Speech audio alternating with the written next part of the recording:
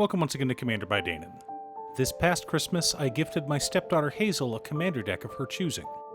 The problem is, Hazel has been helping with the editing on our channel. Specifically, she's been handling the audio. So while I could keep the Torbrand deck a secret from Cherry, there was no way to keep this deck a secret from Hazel. She spent a few days thinking about it and then said she wanted a Sultai Landfall deck with some Aristocrat shenanigans. But she didn't know who she wanted as the commander. I suggested Zimone and Dina, and Hazel felt it was perfect. So now you're all caught up. Also, and I know it's annoying to keep hearing this, but statistically if I don't ask you to like and subscribe, the video gets fewer subscribers.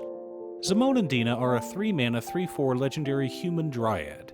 Whenever we draw our second card each turn, target opponent loses 2 life, and we gain 2 life. Additionally, we may tap them and sacrifice a creature to draw a card and put a land card from our hand onto the battlefield tapped. If we control 8 or more lands, we repeat this process once. So, Zimone and Dina serve as a single-shot sacrifice outlet. I say single-shot because they can only sacrifice 1 creature per turn, unlike Viscera.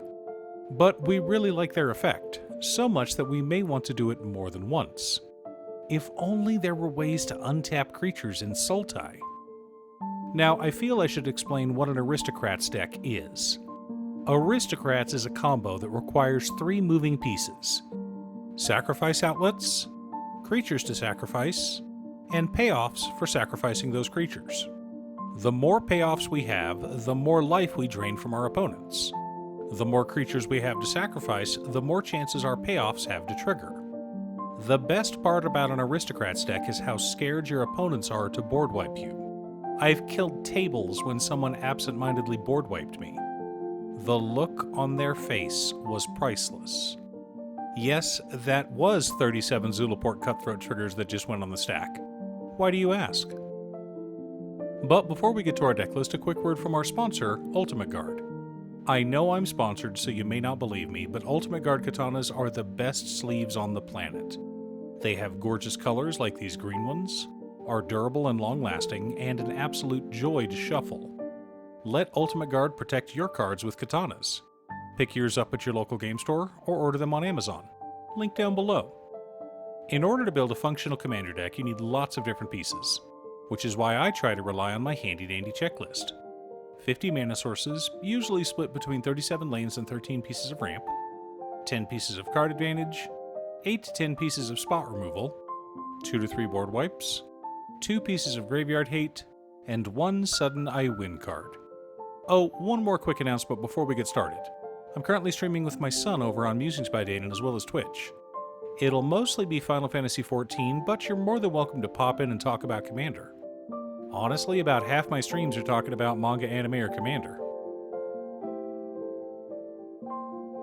For lands, we're running Command Tower, Exotic Orchard, Verdant Catacombs, Misty Rainforest, Polluted Delta, Marsh Flats, Windswept Heath, Scalding Tarn, Zagoth Triome, Overgrown Tomb, Breeding Pool, Watery Grave, Undergrowth Stadium, Rejuvenating Springs, Morphic Pool, Underground Mortuary, Hedge Maze, Undercity Sewers, Golgari Rot Farm, Simic Growth Chamber, Dimir Aqueduct, Bajuka Bog, Field of the Dead, 2 snow-covered swamps, 2 swamps, 3 snow-covered forests, 3 forests, 2 snow-covered islands, and 2 islands. Why the split, you ask? Field of the Dead is one of the best lands in our deck, and we want to ensure we trigger it as quickly as possible. And remember, it needs 7 or more lands with different names. Our mana ramp package consists of Walk-in Closet Forgotten Cellar, Crucible of Worlds, and Conduit of Worlds to let us replay lands from the graveyard, Azusa Lost But Seeking, Dryad of the Elysian Grove, Burgeoning, and Exploration to play extra lands per turn, Sakura Tribe Elder, and Farseek for land fetching, Tireless Provisioner, Lotus Cobra, and Pitiless Plunderer for thematic ramp, White of the Reliquary to fetch out Field of the Dead or any other land we want, Bellageos Witherbloom because he's amazing in this deck, and of course Soul Ring, the baseline power card for Commander. For card advantage, we've got Retreat to Coralhelm, Tachiova Benthic Druid, AC Tyrant of Gyre Strait, Spelunking, and Eureka Moment all pairing nicely with our Landfall package. Meanwhile, Skullclamp, Morbid Opportunist, and Moldervine Reclamation all work great with the Aristocrat side of our deck. Eternal Witness for some graveyard recursion. Finally, Archdruid's Charm, Diabolic Intent, and Demonic Tutor as tutors to help us find win cons or answers as needed.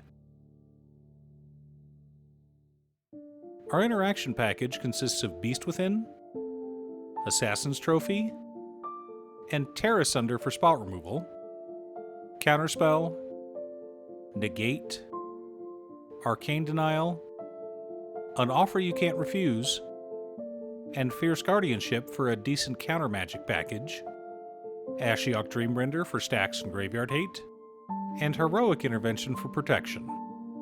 A variety of answers for a variety of situations. For board wipes, we're running Cyclonic Rift, Toxic Deluge, and the Meathook Massacre, which also serves as a win condition. Pretty straightforward board wipe package. Our sacrifice outlets consist of Viscera Seer, Ashnod's Altar, and Altar of Dementia. All three are capable of sacrificing any number of creatures at any time, which is sometimes important. Our Aristocrat payoffs include Zulaport Cutthroat, Blood Artist, Mirkwood Bats, Poison Tip Archer, Sir Conrad the Grim, and Bastion of Remembrance, while Dina Soulsteeper and Vito Thorn of the Duskrose help us to deal extra damage whenever we gain life.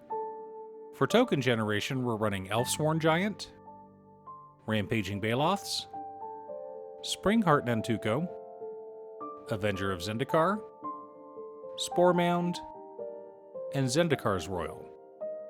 For extra damage, we've got Ob Nixilis the Fallen, and Retreat to Hagra. To help untap our commander, we've got Intruder Alarm and Seedborn Muse. Finally, our combo piece that lets us go infinite is Kodama of the East Tree.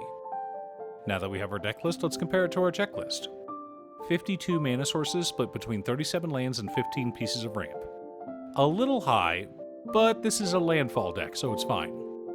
12 pieces of card advantage, 10 pieces of interaction, 3 board wipes, 2 pieces of graveyard hate in Ashiok Dreamrender and Bojuka Bog, 1 sudden I win card in the Meathook Massacre. Not only is this one of the best board wipes in the game, depending on our board state when we cast it, we can kill the table. But the real combo in this deck revolves around Kodama of the East Tree. We need it, one of our landfall effects that makes creatures, and one of our bounce lands. For this example, we'll be using Rampaging Baloths and Dimir Aqueduct. We play Dimir Aqueduct, triggering itself, Kodama of the East Tree, and Rampaging Baloths. We resolve the Dimir Aqueduct trigger by targeting itself, returning it to our hand, then the Kodama trigger, allowing it to fizzle if we don't have another land in hand, then resolve the Rampaging Baloths trigger, creating a 4/4 Beast token. The 4/4 Beast token triggers Kodama of the East Tree, allowing us to put Dimir Aqueduct into play, starting the whole cycle over again. This allows us to make infinite Beast tokens, and kills the table if we have either Ob Nixilis the Fallen or Retreat to Hagra on the battlefield. Yes, I know this deck is mean, but we tend to play at a higher power level with friends and family. I like having decks of all power levels, and so does Hazel. She just wanted this one to be on the strong side. Just a bit. Do you have a landfall deck? What about an Aristocrats deck? What's your secret deck tech? leave a comment below. Thanks for tuning in. Once again, a huge shout out to my editor Cute Stuff. I couldn't make these videos without her. If you'd like to hire her to edit your own videos, she can be reached at cutestuff.edits@gmail.com. Link is down below. If you're looking for ways to support the channel directly, you can head on over to patreon.com/Dana. You can have a video made or just ask for help building or tuning a deck list. I also wanted to give a quick shout out to all of my patrons: Waffles, Jiraiya, Muffins, Marcus, Brett, Roxy, Elix, Borgie, Naswin, Conga, Aaron, Chris, Robert, William Pye, Kazaris, Booksu, Patrick, Naffy, Noodle, Tiz, Art, Richard, Devin, and Lucius. You guys are awesome. I post new Commander Deck videos every weekday, so be sure to subscribe and ring the bell to be notified of new videos. Again, thanks for watching, and I'll see you all again next time on Commander by Dana.